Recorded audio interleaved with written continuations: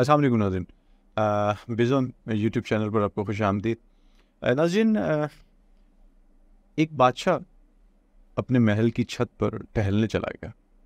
ٹہلتے ٹہلتے اس کی نظر محل کے نزدیک گھر کی چھت پر پڑی، جس پر ایک بہت خوبصورت عورت کپڑے سکھا رہی تھی۔ بادشاہ نے اپنی ایک باندی کو بلا کر پوچھا، کس کی بیوی ہے یہ؟ باندی نے کہا، بادشاہ سلامت، یہ آپ کے غلام فیروز کی بیوی ہے۔ بادشاہ نیچے اترا۔ بادشاہ پر اس عورت کے حسن و جمال کا سحر سا چھا گیا۔ اس نے فیروز کو بلایا۔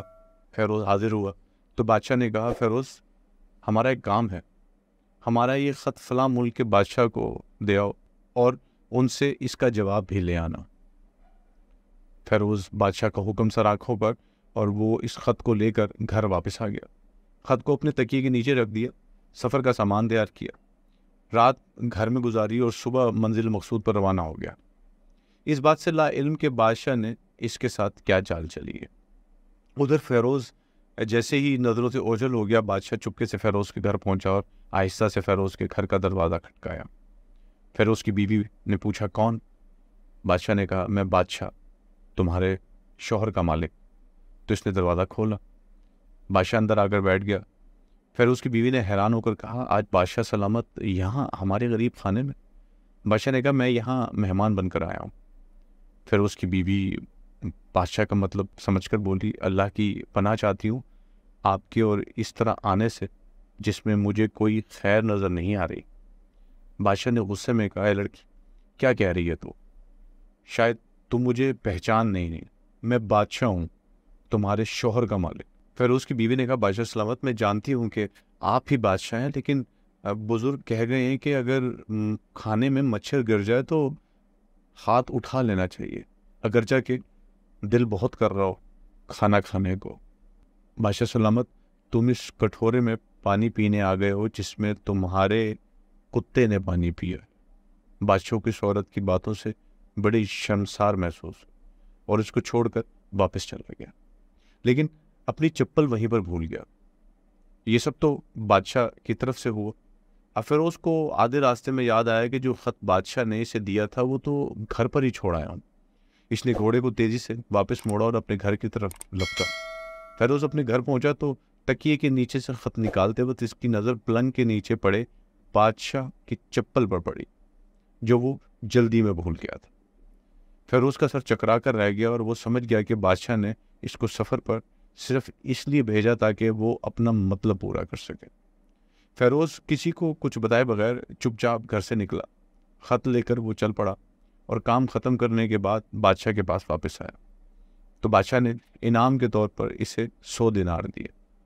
فیروز دینار لے کر بازار گیا اور عورتوں کے استعمال کے قیمتی کپڑے اور کچھ تحائف بھی خرید لیے۔ گھر پہنچ کر بیوی کو سلام کیا اور کہا، چلو تمہارے میکے چلتے ہیں۔ بیوی نے پوچھا، یہ کیا ہے؟ کہا، بادشاہ نے انعام دیا ہے اور میں چاہتا ہوں کہ یہ پہن کر اپنے گھر والوں کو بھی دکھاؤ۔ اس کی بیوی، جیسے آپ چاہیں۔ بیوی تیار ہونے لگی اور اپنے والدین کے گھر اپنے شوہر کے ساتھ روانہ ہوئے۔ داماد اور بیٹی اور ان کے لیے لائے گئے تحائف کو دیکھ کر وہ لوگ بہت خوش ہوئے۔ فیروز بیوی کو چھوڑ کر واپس آ گیا اور 1 مہینہ گزرنے کے باوجود نہ بیوی کا پوچھا اور نہ اس کو واپس بلایا۔ پھر کچھ دن بعد اس کے سالے اس سے ملنے آئے اور اس سے پوچھا، فیروز، آپ ہمیں ہماری بہن سے غصے اور ناراضگی کی وجہ بتائیں یا پھر ہم آپ کو قاضی کے سامنے پیش کریں گے۔ تو اس نے کہا، اگر تم چاہو تو کر لو، لیکن میرے ذمے اس کا ایسا کوئی حق باقی نہیں جو میں نے ادا نہ کیا۔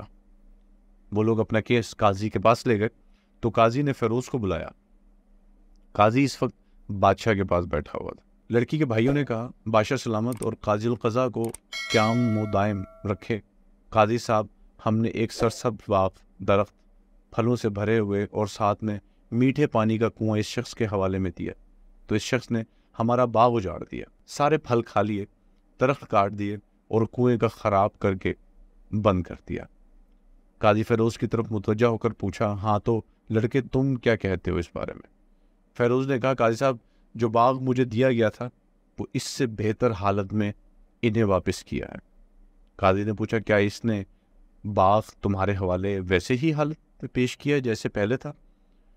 تو اس کے سالوں نے کہا، ہاں ویسے ہی حالت میں واپس کیا ہے، لیکن ہم اس سے باغ واپس کرنے کی وجہ پوچھ رہے ہیں۔ قاضی نے کہا ہاں فیروز، تم کیا چاہتے ہو اس بارے میں؟ فیروز نے کہا قاضی صاحب، میں باغ کسی بغض یا نفرت کی وجہ سے نہیں چھوڑا، بلکہ اس لیے چھوڑا کہ ایک دن میں اس باغ میں آیا تو اس میں نے شیر کے پنجوں کے نشان دیکھے، تو مجھے خوف ہوا کہ شیر مجھے کھا جائے گا، اس لیے شیر کے اکرام کی وجہ سے میں نے باغ میں جانا بند کر دیا۔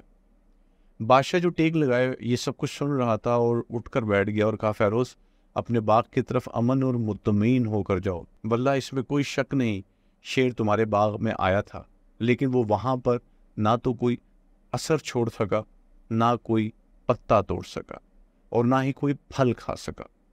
وہ وہاں پر تھوڑی دیر رہا اور مایوس ہو کر لوٹ گیا، اور خدا کی قسم میں نے کبھی تمہارے جیسے باغ کے گرد لگے مضبوط دیواریں نہیں دیکھی۔ تو فیروز اپنے گھر لوٹا اور اپنی بیوی کو بھی واپس لے آیا۔ نہ تو قاضی کو پتہ چلا اور نہ ہی کسی اور کو ماجرے کا پتہ چلا۔ ناظرین، کیا خوب بہتر ہے کہ اپنے اہل و عیال کے راز کو اس انداز میں چھپا کر مسائل کا حل نکالا جائے کہ کسی پر اس کا بھید ظاہر نہ ہو، اور اس کے لیے ہر وہ حکمتی کوشش کرنی چاہیے کہ جس سے لوگوں کے راز قائم رہیں۔ لیکن جو لوگ حکمت والے نہیں ہوتے، یا جو بہت ضدی ہوتے ہیں، یا جو اپنی انا کی خاطر اپنی انا کو داؤ پہ لگا لیتے ہیں، پھر نہ تو ان کی زندگی کے راز چھپے رہتے ہیں، حکمت نہ ہونے کی وجہ سے وہ تماشے کا شکار بن جاتے ہیں، اور اپنے رشتوں اور اپنے نادوں سے بھی ہاتھ دھو بیٹھتے ہیں۔